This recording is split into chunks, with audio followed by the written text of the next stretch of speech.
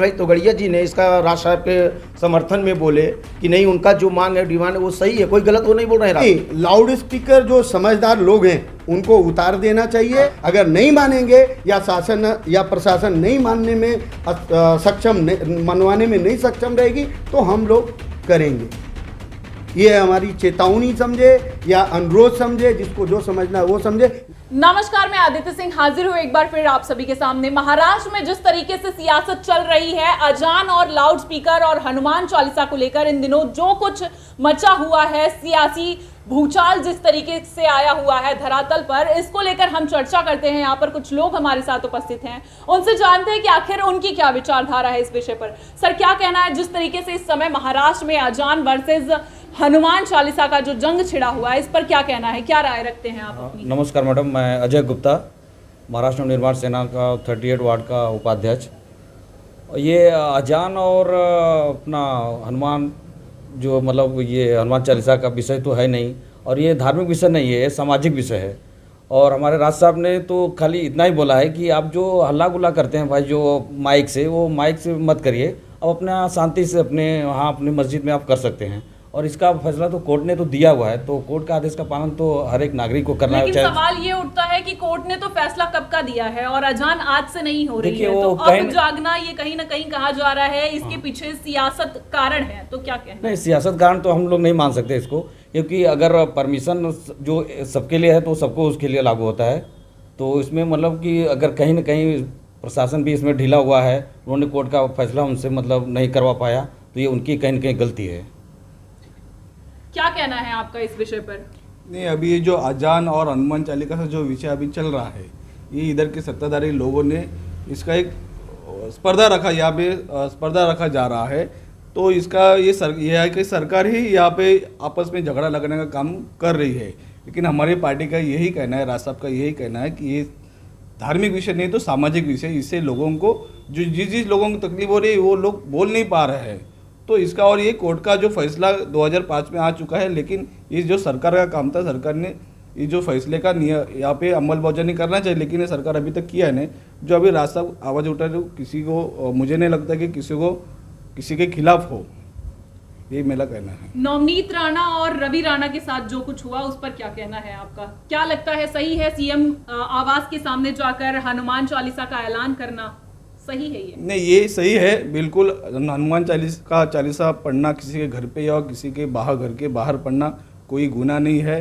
और ये जो नवनीत राणा ने जो किया, रवि राणा ने जो किया, वो बिल्कुल सही है। क्या कहना है, आप क्या राय रखते हैं अपनी? मेरी राय तो यह है कि हनुमान चालीसा जो हो रहा है उसमें कोई गलत नहीं है। अगर हनुमान चालीसा मैं साउंड द्वारा या मंदिर द्वारा कैसे भी कर रहा हूँ तो हमारे हिसाब से उसमें कोई गलत नहीं है। राज साहब ने जो ये निर्णय लिए, जो बोले, उनके कहने का मतलब ये नहीं किसी के धर्म को ठेस मैं पहुंचा रहा हूँ, मैं किसी के धर्म को ठेस नहीं पहुंचा रहा हूँ। वो अजान अपना करें, लेकिन उतना करें कि जिसको पब्लिक को या किसी बाजू वाले को किसी को तकलीफ ना हो। और ये कोई ज़रूरी नहीं है कि मैं माइक को या साउंड को बहुत आवाज़ करके ही है तभी अजान पढ़ूँ, या मैं साउंड को करके हनुमान चालीसा पढ़ूँ, तो इसका हमें कुछ फ़ायदा मिलने वाला। मैं जो कर रहा हूँ अपने लिमिट में कर रहा हूँ, और हमारे लिए अगर प्रतिबंध है तो वही कानून, वही संविधान सबके लिए होना चाहिए, सबके लिए वही रूल होना चाहिए। हमारा अगर आपको अभी नवरात्रि आता है तो हमें जाके परमिशन लेना पड़ता है, तो 10 बजे तक डीजे का या साउंड का हमें परमिशन मिलता है। उनका 5 टाइम का नमाज है, सुबह 4 बजे आदमी अगर ड्यूटी से आया है, कहीं से भी आया है, सोया हुआ है, तो उनका अजान चालू हो गया है। कहीं बच्चे का पढ़ाई चालू हो रहा है, उनका साउंड तेज़ है, बच्चे के पढ़ाई में डिस्टर्ब हो, तो इसमें कौन सी, मैं तो कुछ इसमें गलत नहीं समझ रहा हूँ। अगर मैं उसमें अगर कोई राजनीति कर रहा है तो उनके लिए उनका सोच है, हम पब्लिक के लिए नहीं सोचा है। राज ठाकरे पर क्या भूमिका रखते हैं? उनका मैं साथ में खड़ा हूँ, उनकी जो भूमिका है मैं उनके भूमिका में मैं सक्षम हूँ और उनका भूमिका को मैं समर्थन कर रहा हूँ। इसके अलावा साध्वी प्रज्ञा ठाकुर का आज बयान आया है। उन्होंने कहा है कि मुस्लिमों का ये षड्यंत्र है, हमारे धर्म में जिस तरीके से साधु लोग जो होते हैं वो शांति से पूजा पाठ करते हैं, और उसके बाद ये उनका षड्यंत्र है कहीं ना कहीं हमारे पूजा पाठ को भंगित करने के लिए। क्या कहना है? मैं उनके सही कह रहे हैं, कोई गलत नहीं है उसमें, कुछ गलत वो साध्वी प्रज्ञा जी नहीं बोली है। अभी मैं आपको बता रहा हूँ, हमारे जो, मैं तो राष्ट्रीय बजरंग दल से हूँ, कार्यकर्ता हूँ, प्लस हमारे डॉक्टर प्रवीण भाई तोगड़िया भी इसका मुद्दा उठाए थे। और जब हमारे राष्ट्रीय अध्यक्ष प्रवीण भाई तोगड़िया जी ने इसका राज साहब के समर्थन में बोले कि नहीं, उनका जो मांग है, डिमांड है, वो सही है, कोई गलत वो नहीं बोल रहे हैं राज साहब। राज साहब ये नहीं बोले हैं कि मैं मुसलमान को नहीं बोल दूंगा नमाज पढ़ने के लिए, वो ऐसा वर्ड कभी बोले नहीं है, ना वो अभी भी वो बोल रहे हैं। वो ये बोल रहे हैं कि आप अपना अजान करो, अपना नमाज पढ़ो, न कि किसी को परेशान करके साउंड को स्लो करिए। सुप्रीम कोर्ट भी बोला है, हाई कोर्ट का भी आदेश है।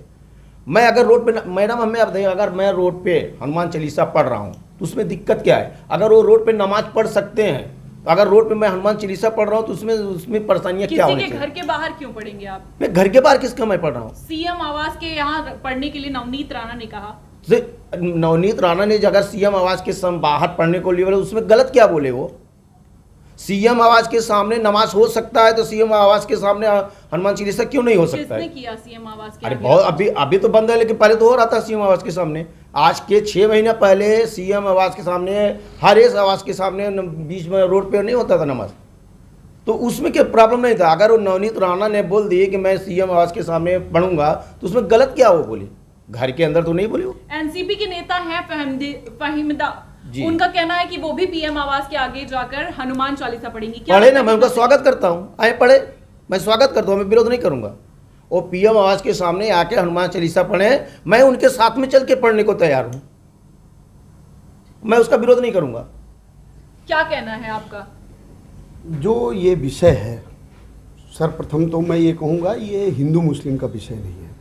अगर किसी भी व्यक्ति को आपके पूजा और पठन पाठन कार्य में किसी को अगर डिस्टर्ब करके कोई कार्य हो रहा है तो अनुचित है, ये सभी को मानना चाहिए, चाहे वो हिंदू रहने दो, चाहे वो मुसलमान रहने दो, या किसी अन्य धर्म के लोग हैं, उनको सभी को मानना चाहिए। रही बात ये जो नमाज पढ़ते हैं, ये 5 टाइम पढ़ते हैं और हमारी पूजा भी 5 टाइम होती है। तो इस पर भी तो सवाल उठाया, कई सारे पोस्ट वायरल हुए कि वो 5 टाइम अपना अजान बखूबी एकदम टाइम के अनुसार करते हैं, समयानुसार करते हैं। लेकिन क्या हिंदू या आप 5 समय पूजा कर सकते हैं? आपको भी समय उनके समयानुसार ही चलना होगा। अगर आप लाउड स्पीकर उतरवाने की बात कर रहे हैं, देखिए, उनके धर्म की बात कर रहे हैं। देखिए, पहला नंबर तो मेरा जो 5 टाइम का आरती होता है उसमें सर्वप्रथम जो होता है, एक पहला आरती जो होता है वो 3 से 5 के बीच का होता है, ठीक है, जो मंगला आरती जिसको कहते हैं। दूसरा आरती होता है जो 6 से 7:30 8 बजे के बीच में होता है, श्रृंगार आरती। तीसरा जो होता है वो भोग आरती होता है, जो आफ्टरनून में होता है, ठीक है, लगभग वो 12:30 से 1 से 1:30 बजे के बीच में होता है, ठीक है। और जो शाम का आरती है वो 6:30, जो एकदम सूर्य जब डूबता है उस टाइम में जो है वो आरती स्टार्ट होती है, ठीक। उसके बाद एक रात में लास्ट आरती होती है जो लगभग 9:30 से 10:30, किसी किसी मंदिर में जो है 11 बजे तक होती है वो आरती, वो सैन्य आरती होती है। तो विषय हमारा वो अपना करे, हमको अपना करने दो। जैसे अगर जो विषय है कि जो है लाउड स्पीकर में मंदिर, कोई भी मंदिर, आप मंदिर जाते होंगे ना, वहाँ पे कहीं लाउड स्पीकर लगा नहीं, किसी भी मंदिर में। छोटे मंदिर की मैं बात नहीं करूँगा, जो बड़े मंदिर हैं उस कहीं भी किसी भी मंदिर के अंदर में कोई भी लाउड स्पीकर लगा नहीं है।